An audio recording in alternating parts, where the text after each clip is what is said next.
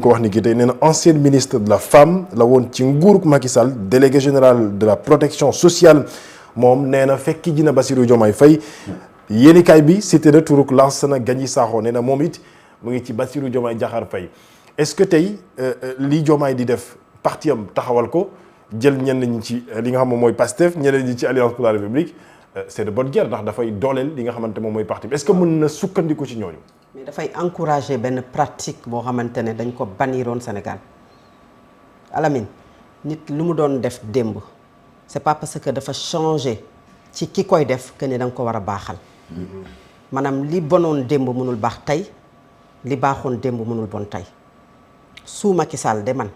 les extraits et vidéos yoo xam ne il y a de cela 4 ans 5 ans am na ñoo xam ne ay ponkal lañu aujourd'hui ñu jox leen même ay postes ministériels Sénégal yëpp doon leen xaar jour bi ñu demee déclaré ne dañoo ànd ak le président Macky Sall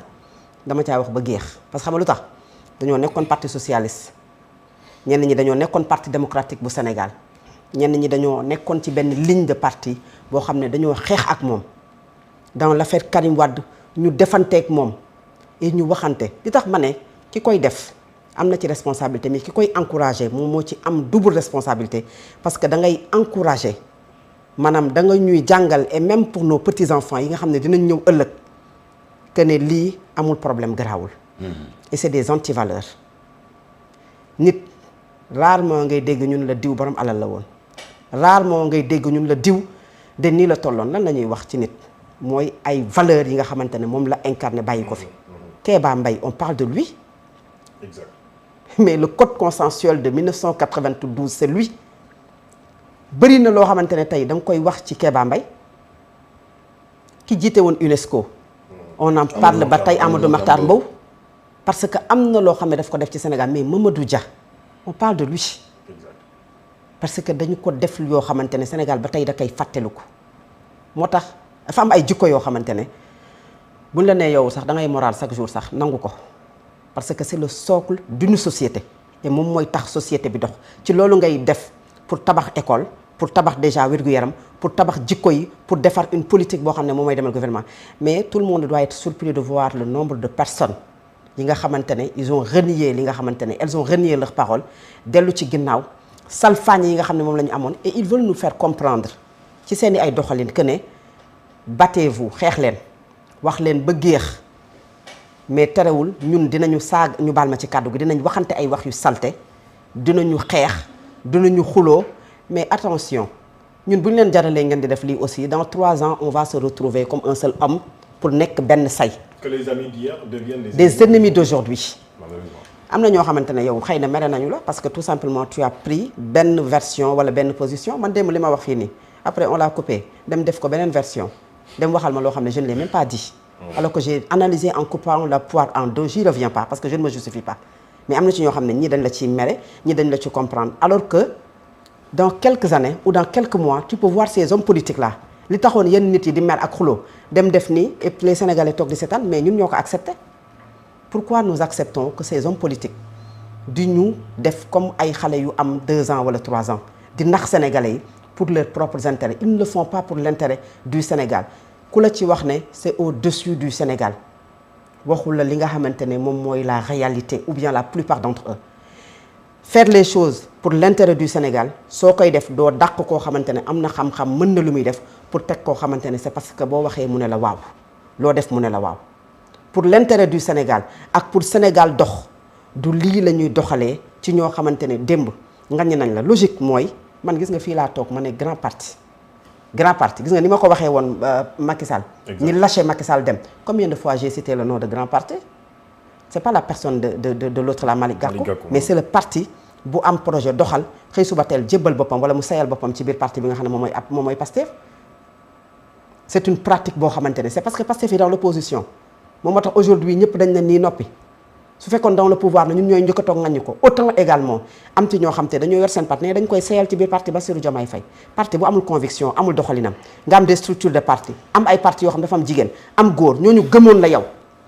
ñu ci bari ci ñoom bu ñuy dem sax duñu tàggu seen ay base et pourtant dañu naan la base moom laa indaale wuñu seen base seen bopp la ñu indaale am na ci ñoo xam ne amuñu base ñi nga xam ne dañoo ànd ak Macky Sall mu jox leen lépp pendant 12 années suñu bàyyee Macky Sall pour 5 ans ou 10 ans yi nga xamante ne yow da nga ko toog ci réewu Sénégal yàlla moo xam kuy toog ëllëg ak ku dul toog ñooñu bu ñu ñëwee ci yow waroo leen a ubbil te waroo ko nangu. ñi nga xamante ne lépp lu ñu am xëy na c'est Ousmane Sonko ñu lâché ko pour ñëw ci yow soo dee nit war nga tiit mais quand on fait la promotion ou ñuy vulgariser li nga xamante ne mooy jikko yi ñu bañoon démb mais wax ko fu nekk yéen fu ngeen campagne yéen a ngi xaste ci ñi nga xamante ne ñoom ñoo nekk ci di transhumé nanguwul leen ba ci élection législative yi ñi nga xam ne ñoo yéegoon ci podium yi te nekkoon ay maire ci ay localités certains jeunes dañu ko doon dénoncer parce que bëgguñu ko et toutes ces personnes ou tous ces maires qui ont quitté Macky Sall dem ci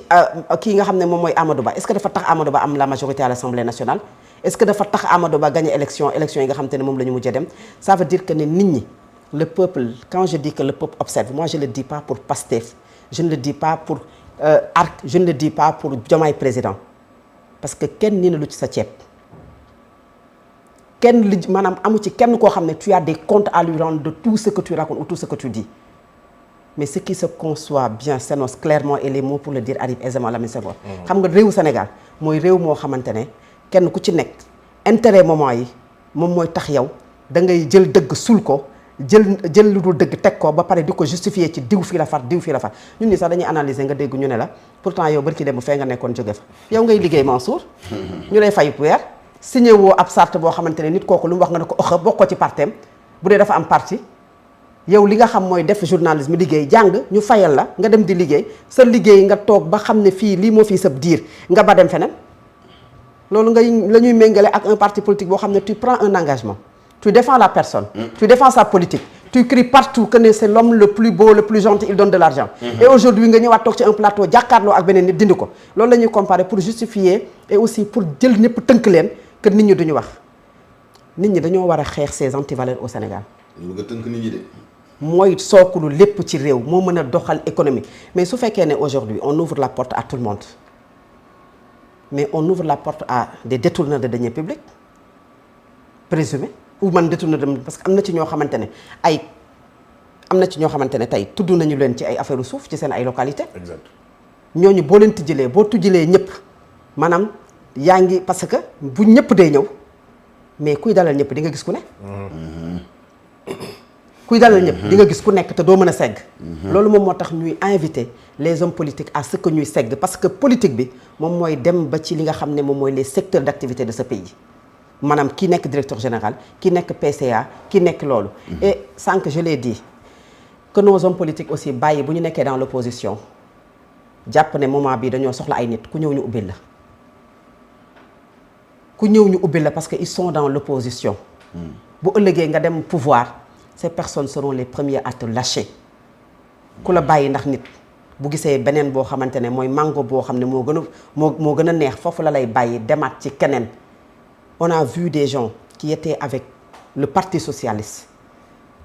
dem nañu ci parti démocratique sénégalais bi ñu nekkee pouvoir te ça bu ñu transhumé dafay fekk kooku nekk pouvoir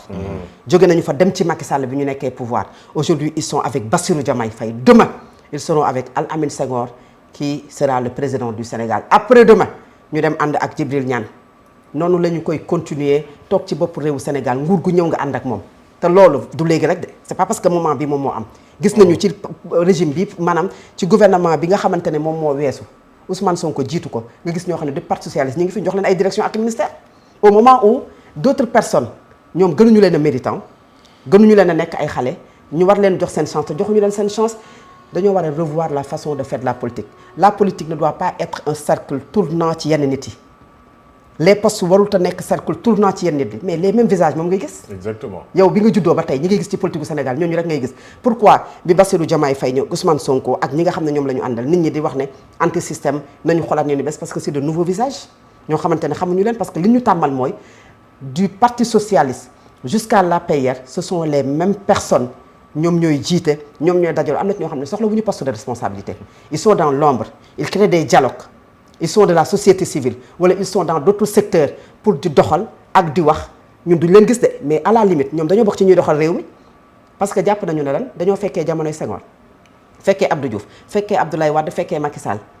jox seen bopp ay ñoo xam ne conseillers des donneurs de leçons ñoo xam ne ñoo mën a diriger état alors que nga am une jeunesse boo xamante ne ñu ngi fi jàng ami diplôme ñu war leen a responsabiliser